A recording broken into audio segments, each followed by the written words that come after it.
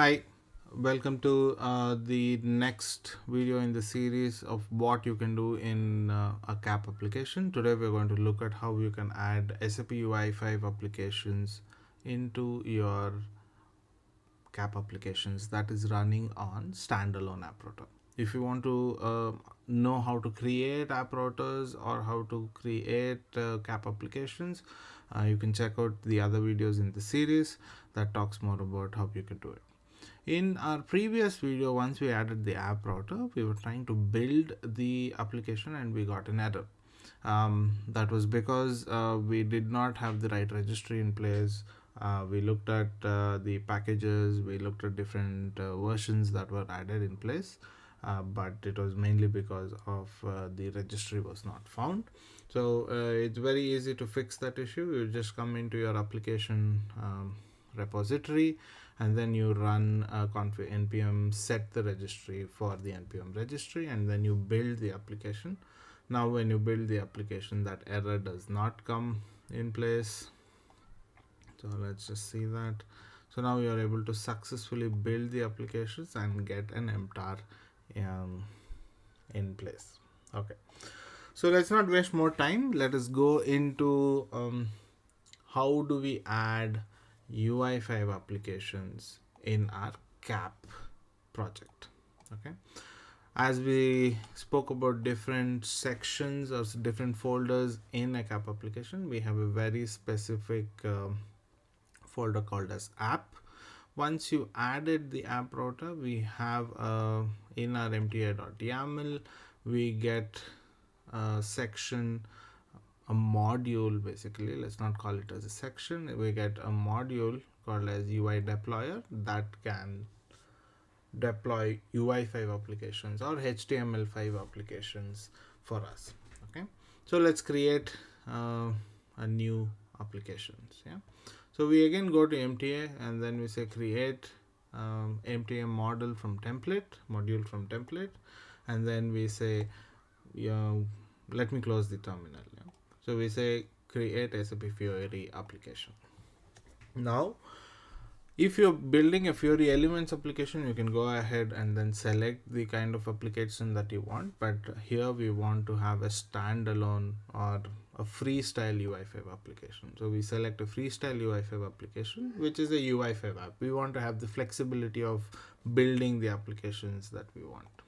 Okay, we don't want to add any data sources, but if you know that you want to use the data source within the CAP application, you can select that particular data source, or you want to connect to a system, you can connect to a system via the destinations created in your sub account, or you can connect to the CAP project, or you can upload a metadata document and also get that.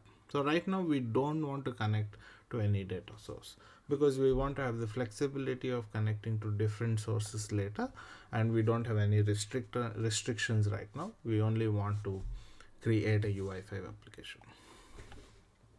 The name of the view that we want, I want to rename it as app.view. It's going to be an XML view by default. The name of the project is going to be project 1. You have to be very careful where you add this. We want to add this inside the app folder because that is specified for all of our UI elements. So I go across and then select the app folder. Say okay. So in the app folder is where project 1 module is going to be created. Okay, let's rename the module. I want to rename it as sample app 1, and the descriptions are in place. So it validates if the folder is already there, module is already there. I want to add the configuration into the MTA. So we select the MTA.yaml file because we have created the applications from an MTA.yaml. It has already selected that. I don't want to add an FLP config right now. I can add that in the future. I want to run it as a standalone UI5 application. In my advanced option, I can enable different JavaScript validators. I can enable TypeScript options. I can select different themes that I want. I don't want to change any of those things. I keep it as simple as it is, and then I will create my application. Yeah. So I want to deploy this in Cloud Foundry, so I choose the target as Cloud Foundry. If I have any other target, I can select that, and I don't have any destinations because I have selected my data source as none. So I create the application. Let me close the MTA.yaml so that it can install the dependencies, create the app. We get a pop-up as descriptor file once the application is created. Yeah. Okay, so we have the application info. It has created the application inside app. We can see that inside app there is a sample-app1, that is the module name that we gave to the application. Let's look at what happens in MTA.yaml. So in MTA.yaml, inside my UI deployer, I have a new requires property, and there are some build parameters that are in place. Okay, so I have the application sample app1, which is created, which is available inside resources folder. But how does it come into resources folder? It comes into resources folder using the module which is there as simple app1. Okay, sample app1. So this sample app1 is available inside the path app/sample-app1, and then it builds with npm builder for UI5, and you get the resources folder once it is created.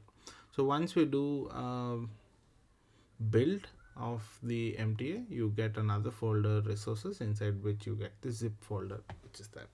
When we talk about SAPUi5 in general, we'll understand how all of these npm builders are working, but right now that is not the focus of the video. We want to go across creating the application.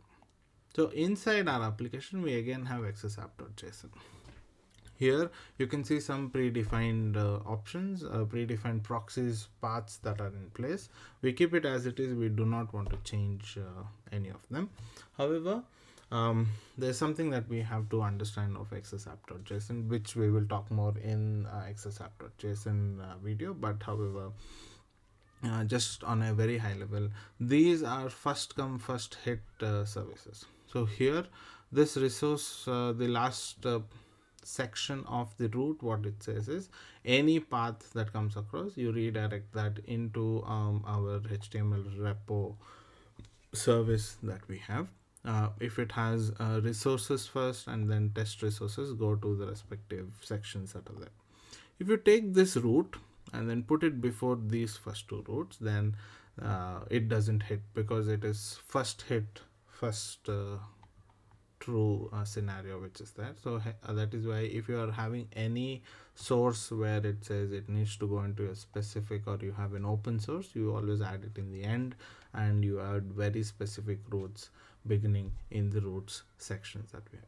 So this has created the UI5 applications. So let us go ahead and build the app. Okay, so what happens? Do we get a resource folder or not? We will check all of those things. So we'll build a multi-target application.